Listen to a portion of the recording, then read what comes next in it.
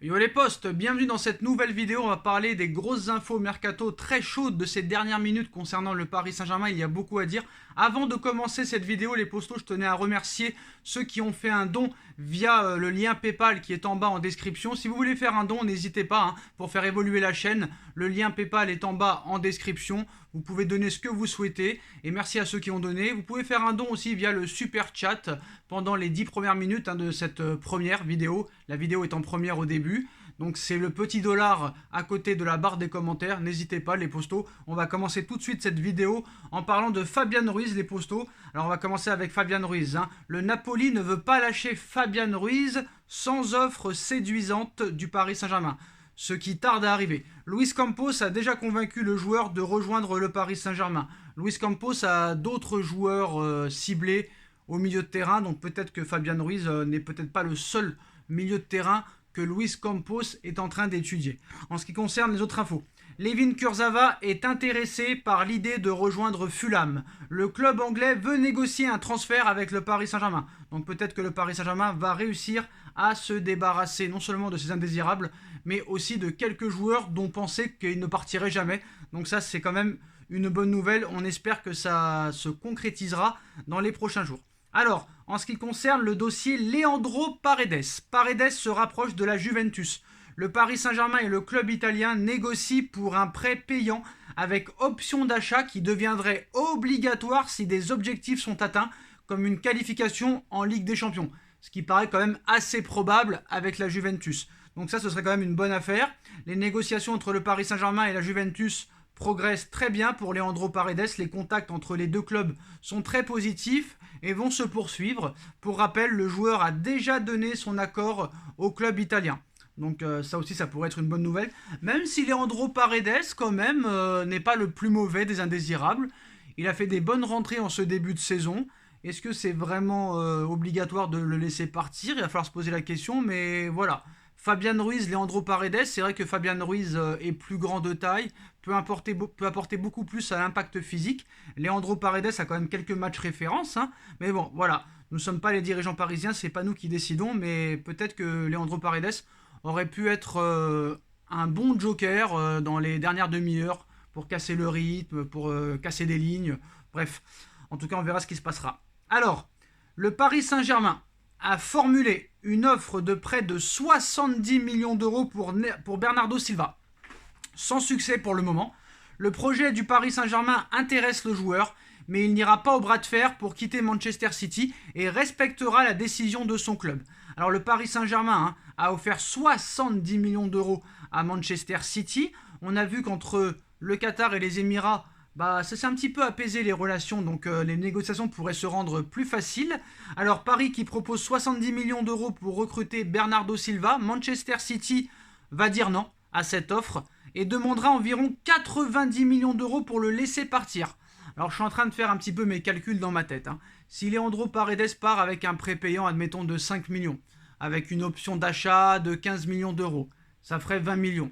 S'ils arrivent à vendre Abdou Diallo 10 millions, ça fera 30 millions d'euros. S'ils arrivent à vendre Kurzawa et Michou pour en tout 10 millions, ça ferait 40 millions. S'ils arrivent à vendre Icardi et peut-être Gay, on pourrait monter peut-être à 50 millions d'euros. S'ils arrivent à vendre d'autres joueurs, comme des petits jeunes qui pourraient partir aussi, on pourrait arriver à 50-55 millions d'euros de vente. Et pourquoi pas aller jusqu'aux 90 millions. Mais je pense quand même que ça coûte assez cher. Voilà, un mec comme Carlos Soler, par exemple, coûterait beaucoup moins cher que Bernardo Silva. Et il est peut-être pas aussi bon que Bernardo Silva, mais il pourrait être aussi autant décisif que lui. 90 millions quand même, ça me paraît très très très cher. En ce qui concerne Milan Skriniar, les postos, le PSG n'a pas renoncé à la piste Milan Skriniar. Une offre de 60 millions d'euros plus un joueur pourrait bien être formulée dans les prochaines heures, mais peu de chances qu'elle soit acceptée selon un proche du dossier. Le Paris Saint-Germain s'intéresse aussi à Ignacio Gonzalo. On en a parlé aussi, le joueur du Sporting, mais aussi Axel Diassasi de l'AS Monaco qui fait bien partie des alternatives. Donc ça pourrait être intéressant. C'est deux jeunes joueurs, deux joueurs confirmés, mais j'aurais quand même une préférence pour Ignacio qui a déjà l'expérience de la Ligue des Champions pour l'avoir joué déjà 2 fois avec le Sporting Lisbonne, il a été jusqu'au 8e de finale avec le Sporting, donc je pense que ce joueur-là serait plus intéressant et il arriverait peut-être plus à s'adapter à tous les joueurs portugais comme lui qui sont déjà au Paris Saint-Germain. Donc ça pourrait vraiment être intéressant pour ce style de joueur-là. Alors maintenant, bon, peut-être qu'il y aura d'autres pistes, hein. Peut-être que Luis Campos va sortir un petit lapin de son chapeau comme le faisait Leonardo à l'époque, hein.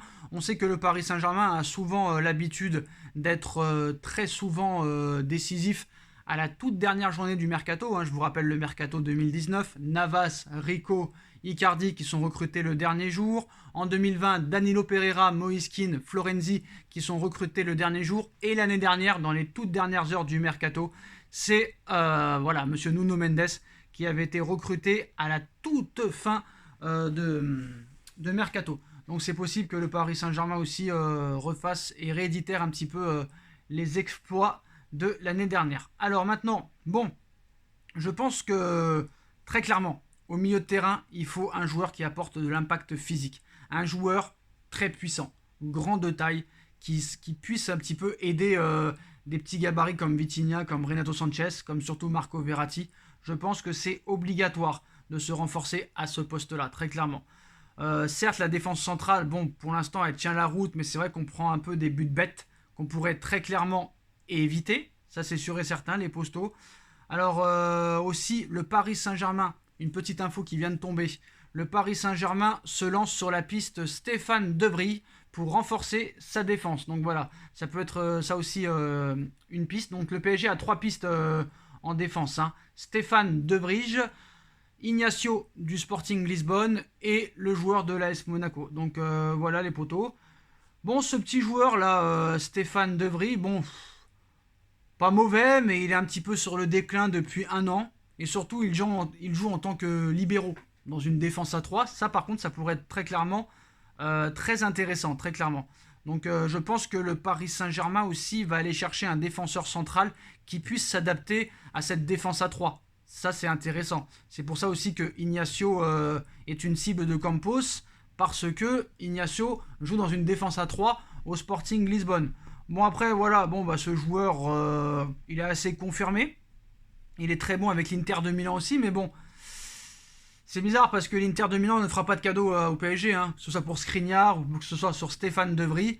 Je pense pas que l'Inter fera de cadeau. On sait que les Italiens c'est très compliqué. Peut-être qu'il y aura plus de facilité avec Ignacio, mais Ignacio apparemment voudrait rester au Sporting Lisbonne. Donc voilà, le mercato parisien va être complètement dingue, les postos. Il y a aussi le feuilleton Cristiano Ronaldo qui pourrait débarquer dans les prochains jours à l'Olympique de Marseille. Ce serait totalement incroyable. Il paraît que Jorge Mendes était à Marseille aujourd'hui et hier pour parler de la faisabilité de l'arrivée de Ronaldo à Marseille. Donc on verra ce qui se passera. Mais cette fin de mercato va être complètement folle, les postos. Et le mercato va durer encore une semaine, hein, jusqu'au 1er septembre. Ça risque d'être long. Dites-nous en commentaire ce que vous en pensez.